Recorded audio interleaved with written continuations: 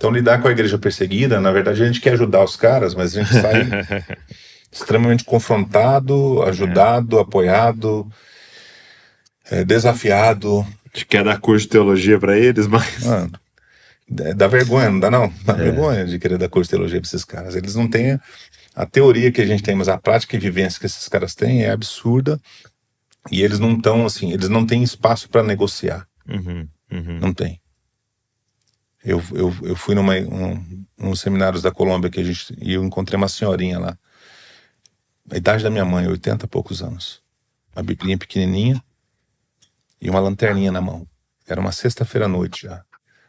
Eu brinquei com ela, a lanterninha para enxergar, a letra tá pequena já, né, brincando, muito sorridente. Ela falou, não, meu filho, olha aqui, mostrou uma estradinha assim. Falou, eu tenho que pegar essa estrada aqui 4 horas, se eu não tiver lanterninha aqui, não enxergo nada não, no escuro aqui, no meio do mato. Rapaz, eu não sei se eu entro de dia naquele lugar. Não sei se eu ando 4 horas. Ando 4 horas, essa aí também já pegou pesado, eu não ando mesmo. De carro, talvez. De carro, talvez. Mas você imaginar, cara, que são situações que a gente não vai na igreja porque tá chovendo, cara. Eu já fui de manhã, não vou à noite, então é a cabeça. Então, acho que uma das funções que a Mais tem aqui no Brasil é tentar mostrar essa realidade, ser voz da causa. O Richard Wurmbrand, quando foi solto, eles queriam que ele não ficasse mais na igreja subterrânea. Vá para o país livre e vá contar as nossas histórias. Eles precisam saber o que está acontecendo. Por isso a voz dos mártires, né? Entendi. Então a gente ser voz dessas causas para que a gente pare de brigar porque... E assim, eu acho que as pessoas estão nos ouvindo, a gente está falando desses casos, né? Extremos e terríveis estão acontecendo ao redor do mundo. Mas talvez uma das coisas que alcança um pouco desse efeito é se envolver com a dor da sua cidade. Exato. Então, por exemplo, a gente tem aqui no Bragança, a gente é envolvido com um bairro chamado Maranata. Então, você tem dores ali. E aí eu percebo que a parcela da igreja que está envolvida nos projetos da igreja, né, a gente chama de justiça real, né? Ali com as crianças, com as mulheres, com as famílias passando necessidade e tal, não se envolvem em certos tipos de problema, ou não dão certos tipos de problema, né? Porque diante dessas realidades, a gente não trabalha, por exemplo, em uma das cadeias aqui, né? Diante dessas realidades, é isso, né? Vai trocando o que é dor, o que é problema, o que é sofrimento, né? Assim, e vai colocando em perspectiva, né? Não que não existe sofrimento, mas ele vai colocando em perspectiva. Sim sofrimento de certas coisas, mas comparado ele tem um tamanho menor. São as realidades que a gente precisa. Se Deus me colocou aqui, aqui eu tenho que ser resposta a essas dores, né? Sim. Quando nós queríamos tirar o Mohammed do Sudão, cara, você precisa ir para o Brasil, lá você vai ter liberdade, você vai viver. Ele falou assim, Jesus Cristo deu a vida dele pelo Sudão. Eu não posso fazer alguma coisa menor do que isso. A preocupação dele era com o Sudão. Exato. Era com os caras que estavam no país dele, que não conheciam o evangelho. Quem que vai pregar para a família dele? Quem vai pregar? Entendeu? Então, essa mesma mentalidade, se a gente replicasse essa mesma mentalidade aqui, aí, gente, a gente tem estatísticas aí, 70 milhões de crentes, 300 mil igrejas registradas no Brasil, fora as que não são registradas. Nós temos 21 mil missionários enviados para o campo transcultural. Já é um dos maiores países. Um dos maiores, mas pensa, nós teríamos condições de fazer muito mais dentro do Brasil, com tudo, então, toda a estrutura 70 que nós milhões, temos. 21 mil enviados. É uma proporção pequena. Pensa aqui, muito pequeno. Os moravianos, a cada 25 cristãos moravianos, um é enviado para o campo. 25 para 1? 25 para 1. E nessa conta, 75 mil para 21 mil? Nós precisamos de 2.800 cristãos brasileiros para enviar um. A média de arrecadação missionária no Brasil é R$1,50, Douglas. Por cabeça. Por mês. Por mês. A oferta mensal de um cristão brasileiro gira em torno de R$1,50. Para missões. Para missões. Se você afunilar isso para projetos de povos não alcançados, cai para 30 centavos. 0,30. 0,30. Uau. Então, assim, aí você olha para caras como esses do Sudão, países fechados para o evangelho, os caras entendem que a razão de viver deles é compartilhar da fé. E não importa o que aconteça, entendeu? Então, por isso que a gente quer formar esses caras, trazer os caras para cá, para dar uma bagagem um pouco teológica, um pouco melhor, para eles formarem outros líderes, porque a gente não consegue trazer todo mundo. Mas se você prepara um cara e ele volta para lá, ele mesmo prepara outros. Sim. E aí, cara, foi igual Ellen Roosevelt preparando as enfermeiras As do Congo, enfermeiras né? do Congo. Ela multiplicou a ação dela preparando centenas de enfermeiras que foram pregar o evangelho por causa de uma ação que ela fez. Então, o Brasil tem um potencial imenso. Nós temos 17.854 etnias no mundo. 7.000 delas ainda não conhecem o evangelho. A Igreja Global tem 3.000 vezes o recurso humano necessário e 9.000 vezes o recurso financeiro suficiente para plantar uma igreja em cada um dos povos não alcançados no mundo. O que a gente está fazendo com o nosso tempo? Só fazer. Só fazer, mano. E terminar a tarefa. E terminar a tarefa. 2033 aí, tá na porta. Vamos fazer 2.000 anos do envio de Jesus. E aí? A gente tem chance, a gente tem um oportunidade, desafio, né? é um desafio. A Então, gente, assim, a gente completar a tarefa, né? e aí esses caras têm sangue no olho para completar a tarefa, cara. Eu queria ter esse mesmo sangue no olho, cara. Eu peço a Deus esse mesmo sangue no olho, sabe? Essa mesma vontade de fazer aquilo que o Senhor me confiou nas mãos, né? Combater o bom combate, né? Isso. Não combater qualquer combate. A gente tá combatendo tanto combate bobo, tolo por aí, né? Onde que você tá vendo acontecer, assim, algo muito surpreendente de Deus assim, nessas nações? Cara, o Oriente Médio tem acontecido esse êxodo, né? Esse êxodo de refugiados para o mundo todo. O Oriente Médio tem acontecido muito, pessoas sonhando com Jesus, pessoas tendo revelações de Jesus, visões de Jesus. Isso tem incendiado aqueles que saem do miolo. Então o cara já ouviu falar sobre esse Messias, sobre esse Cristo. Ele sai do seu país por causa do êxodo, ele chega em países livres, ele tem a oportunidade de ter um contato diferenciado. A veracidade do negócio, daquilo que para ele era só uma suposição ou alguma coisa que ele tinha ouvido falar, se torna quase que palpável, né? Então eu acredito que esse êxodo de imigração no mundo, são 100 milhões de refugiados no mundo hoje. Uau. Esse êxodo de imigração, para mim, tem sido uma mega oportunidade para o evangelho chegar. Então hoje você vê organizações, por exemplo, como a MIAF, que é a parceira da Mais, Missão para o Interior da África. O trabalho forte dela hoje está muito mais fora da África, porque tem tanto africano que foi na diáspora. Entendi. E aí para mim essa matemática funciona, porque o cara que está fora, num país livre, tem a oportunidade de ouvir o evangelho, ele se torna um potencial missionário para voltar para casa.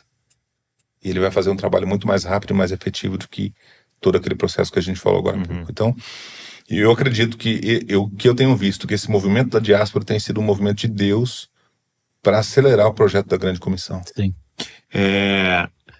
E a gente chegou a citar aqui, mas qual é o país ou os países mais perseguidos na América Latina? Colômbia é um dos países onde nós trabalhamos, México, Cuba. Nós recebemos pastores cubanos que fugiram de lá pela opressão.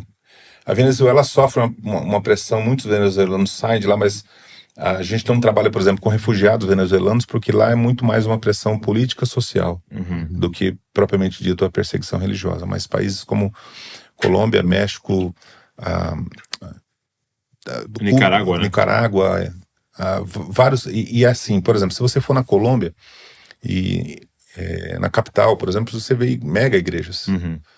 Mas a perseguição está a 4 horas de lá. Ok. Então, às vezes, nos grandes centros não tem a perseguição, não é nominado como um país perseguido, mas se você for para as ramificações ali em volta, na Colômbia, por exemplo, acontece a briga do narcotráfico para o interior, e ali a igreja está sofrendo a perseguição acirrada. Nós trabalhamos há mais de 10 anos lá já. Então, pastores assassinados, órfãos e viúvas da perseguição, igrejas que precisam de mudar de lugar, pastores que são 30 anos refugiados internos. O cara começa um trabalho aqui, precisa sair e mudar para o outro. Não é só uma questão de pobreza, é uma questão de perseguição mesmo. Perseguição. Então, a pobreza extrema muitas vezes vem por causa da perseguição, porque o cara perdeu tudo.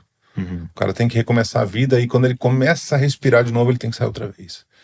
Foi assassinado aqui, o fulano, o vizinho, e sai deixando pastor, tudo. Tem que deixar tudo, não tem o que fazer. Tudo. E a gente hoje ainda, na sequência desse podcast, eu vou gravar um podcast com um pastor que está atuando lá na Colômbia, né? Tem um pastor colombiano. E então, se você estiver assistindo esse aqui, ouvindo esse papo, e já saiu há mais de uma semana, 2 semanas, provavelmente esse episódio já está disponível. Eu vou deixar o link para você acessar também. E, inclusive, vou deixar um link também aqui da entrevista do podcast que a gente teve com um missionário da Coreia do Norte, para você entender um pouquinho mais a realidade lá também. Eu lembrei aqui, vou deixar o link para você também ver na sequência aí. E aí nós estamos falando bastante sobre a igreja perseguida, né? Mas o trabalho de vocês é com a igreja sofredora, né? Então vai também além da perseguição, a essa questão da pobreza. Hoje, quais são as nações que têm mais sofrido em relação a isso? Assim? Na verdade, o que a gente tem feito nos últimos anos é atuar em países que sofrem por causa da perseguição e a pobreza acaba vindo por causa... Entendi. Não por exemplo, o Haiti, na época a pobreza já era um país extremamente pobre, vulnerável, e o terremoto superdimensionou o problema. Tá. Então a gente ajudou ali na reconstrução muito mais com desenvolvimento comunitário. Legal. Quando nós trabalhamos juntos no sertão, tinha muito a ver com o desenvolvimento comunitário da comunidade.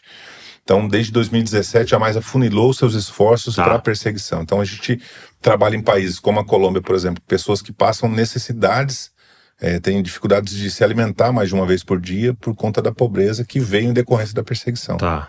Então, nossas frentes de trabalho são limitadas ao viés da perseguição. E é o que acontece. Então, alguns não tem problema com alimentos, tem condições de subsistência, mas não tem Bíblia. Não tem treinamento. A gente tem várias frentes que atuam conforme a necessidade local. Sim, então depende muito da região que a gente está. Muito bom. E agora, a galera está nos ouvindo aqui que gostaria de se envolver, né? Quais seriam passos, assim? Olha, nosso site, nossas redes sociais têm várias oportunidades. Você pode, primeiro, ser um intercessor da causa da igreja perseguida.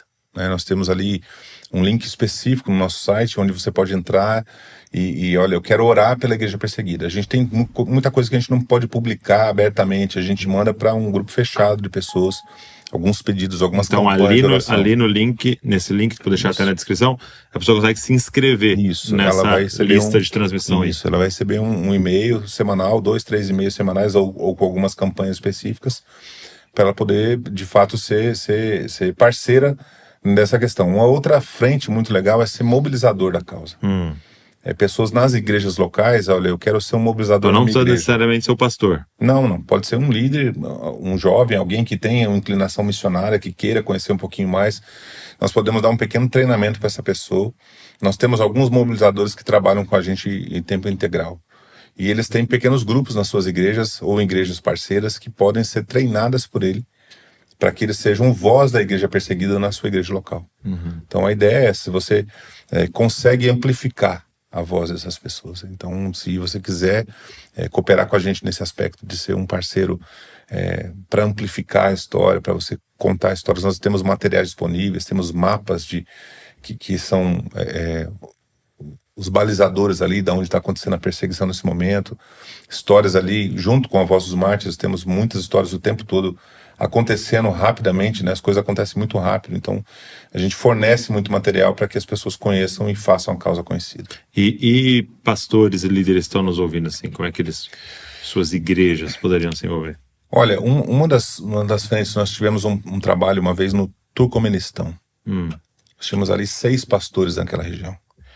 E nós fizemos uma campanha naquela época de pastores brasileiros adotarem pastores do Turcomenistão como da sua equipe. Então eles investiam financeiramente no pastor, mandavam cartas para os pastores, faziam comunicação com os pastores, às vezes não davam comunicação muito fácil, dependendo do lugar não é muito simples, mas você consegue manter um certo contato, então adotar o pastor como seu pastor do seu time. Olha, eu tenho um pastor, tenho 8 pastores da minha equipe, mas nós temos 7 aqui, mas um está lá em um país tal. Uma das formas é essa. Uma das formas que a igreja pode apoiar também a mais é recebendo famílias de refugiados. Okay. Temos aí muitos refugiados chegando. Nós temos agora na base uma família iraniana que fugiu da perseguição, então viveram assim situações. O cara, para você ter uma ideia, ele demorou 30 anos para ser batizado. Pela oportunidade. Ele não tinha oportunidade de ser batizado. Depois de 30 anos ele foi batizado.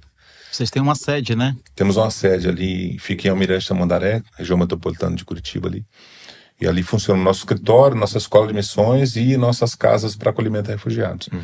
Então, famílias que chegam, até o final do ano nós vamos ter pelo menos mais umas 12 famílias que vão precisar dessa segunda etapa. Então, pastores que podem de alguma forma se envolver mensal com essa causa. Envolvimento mensal, você pode ser um parceiro financeiro. Isso eu ia perguntar, e alguém quisesse investir, alguém quisesse ajudar financeiramente toda essa causa, porque essa causa toda, ela é financiada através de doações, né? Isso. A Mais é uma organização 100% brasileira, né?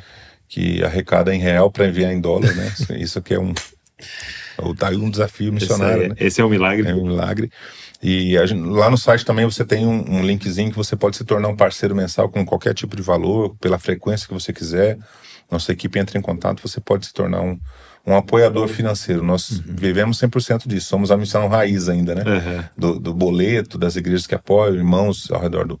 Eu tenho uma história interessante que tem um menino que já tem quase 4 anos já, que toda semana ele faz um depósito de R$5 na conta da Mais. Um jovem. Toda semana, R$5 cai lá. Tá lá o nome dele, toda semana. Então é dessa forma que Deus vai conectando os corações às realidades para que a missão vá adiante. É isso, Michael. Incrível. Incrível.